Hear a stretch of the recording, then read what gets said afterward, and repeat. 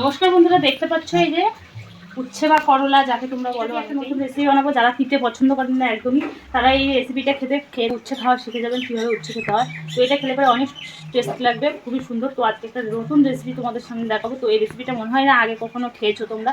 তো চলুন দেখে নিয়ে আজকের রেসিপিটা। ভালো লাগলে অবশ্যই লাইক কমেন্ট করে দেবে, আর যদি সাবস্ক্রাইব না করে থাকে তবে সাবস্ক্রাইব করে দেবে। চলুন তাহলে দেখে নিই আজকের ভিডিওটি। উচ্ছেটাকে প্রথমে আমরা বানিয়ে নেব।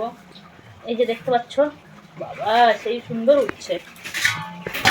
দেখো, উচ্ছেটাকে আমি চাক চাক করে বানাবো। এইরকমভাবে চাক চাক করে বানাতে হবে।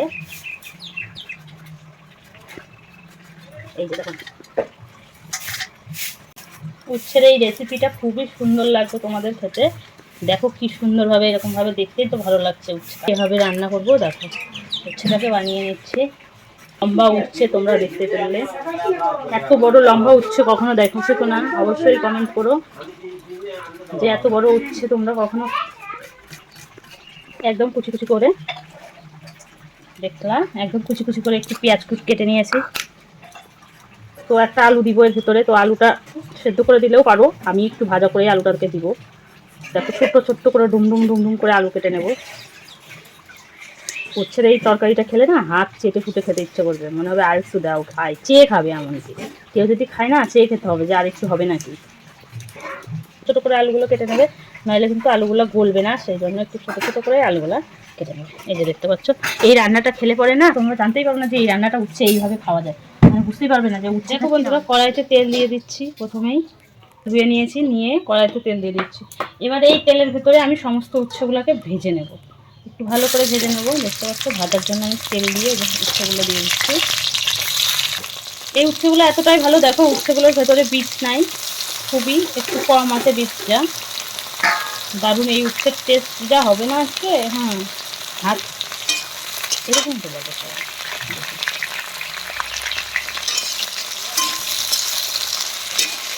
একটু ভাজা করতে টাইম লাগবে, তো এখন ধীরে ধীরে একটু ভাজা করতে হবে। আমি হালকা পরিমাণে এর ভিতরে লবণ দিয়ে দেবো, একদম হালকা পরিমাণে একটু লবণ দিয়ে দিচ্ছি। দিয়ে আবার নাড়াচাড়া করে একটু ভাজতে হবে। এভাবে একটু বেশিক্ষণ ধরে ভাজা করে নিতে হবে। উচ্ছেটা একদম ভাজা ভাজা করে নিয়েছি, উচ্ছেটা গলে গেছে। এই ভাজার মাধ্যমে গলে যাবে, কিন্তু উচ্ছেটা দেখো পুড়িও নাই, কিন্তু ভাজা ভাজা হয়ে একদম গলে গেছে। তো এই সময় আমরা এই উচ্ছেটাকে নামিয়ে নেব।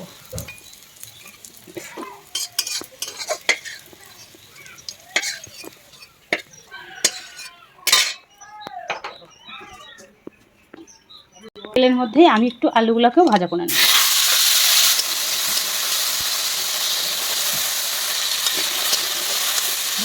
আলুগুলো ভাজবো।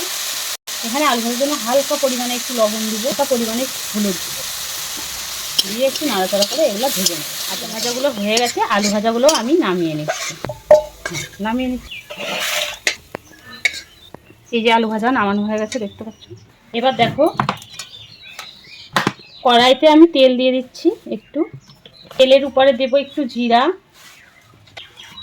একটা তেজপাতা। তো দেখো, বাটিতে আমি কিছু পেঁয়াজ কুচিয়ে নিয়েছিলাম, এবার পেঁয়াজ কুচিটা দিয়ে দেবো।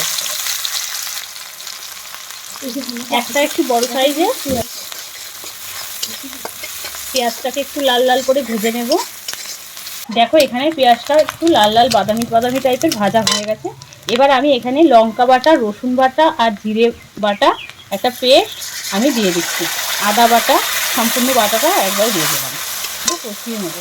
তো কষানোর সময় আমি সামান্য পরিমাণে একটু জল দেবো, কারণ জলটা দিলে মশলাটা চিটে করবে না।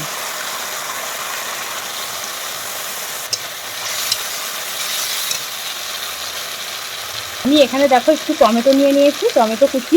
এই যে টমেটো কুচিটা দিয়ে দিচ্ছি এই মশলার সাথে, নাড়াচাড়া করে ভালোভাবে কষাতে হবে। এখানে একটু হলুদ গুঁড়ো দিয়ে দিচ্ছি। আলু ও উচ্ছে ভাজার সময় লবণ দিয়েছি, তাই পরিমাণ মতো আর একটুখানি লবণ এখানে দিয়ে দেবো। পরিমাণে কাঁচা লঙ্কার গুঁড়ো দিয়েছি, কাঁচা লঙ্কা বেটে দিয়েছি, তাই হালকা একটু লঙ্কার গুঁড়ো দিয়ে দেবো, লাল লঙ্কার গুঁড়ো দিয়ে দেবো। তো সব কিছু দিয়ে একটু ভালোভাবে কষে নেব।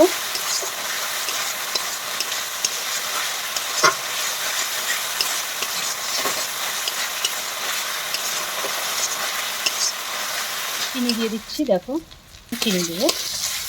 তো চিনি দিয়ে আরেকটু আমি কষিয়ে দেবো। আমি ভেজে রেখেছিলাম যে আলুগুলা, সেই আলুগুলো আমি দিয়ে দিচ্ছি, দিয়ে ভালো করে একটু নেড়ে চেড়ে নেবো। দেখুন কালারটা কি সুন্দর এসেছে। এবারে ভেজে রাখা উচ্ছেগুলো আমি দিয়ে দিচ্ছি, দিয়ে ভালো করে মিশিয়ে নেড়াচেড়ে করে নেবো। দেখুন একদম নাড়াচাড়া করে।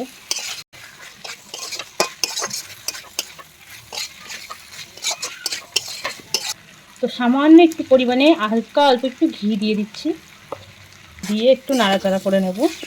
এই সময় গ্যাসটা একদম মশলা ভাজার সময় তোমরা হালকা করে রাখবে, কারণ হালকা করে রেখে এই মশলাটাকে ভেজে এইভাবে রান্নাটা করে নেবে। তো দেখো হয়ে গেছে প্রায়। আমি এর ভেতরে এখন সামান্য পরিমাণে জল দিয়ে দেবো। এটা ঝোল রাখবো না বলে হালকা পরিমাণে জল দিয়ে দিচ্ছি, দিয়ে এই যে একটু নাড়াচাড়া করে দিচ্ছি। একটু 5 মিনিট হয়ে গেলে আমরা এটাকে নামিয়ে শেষমেশ অল্প একটু গরম মশলার গুঁড়ো দিয়ে দিচ্ছি। দেখতে পাচ্ছ গরম মশলার গুঁড়োটা দিয়ে পুরো দেখতে পাচ্ছ রান্নাটা কমপ্লিট হয়ে গেছে।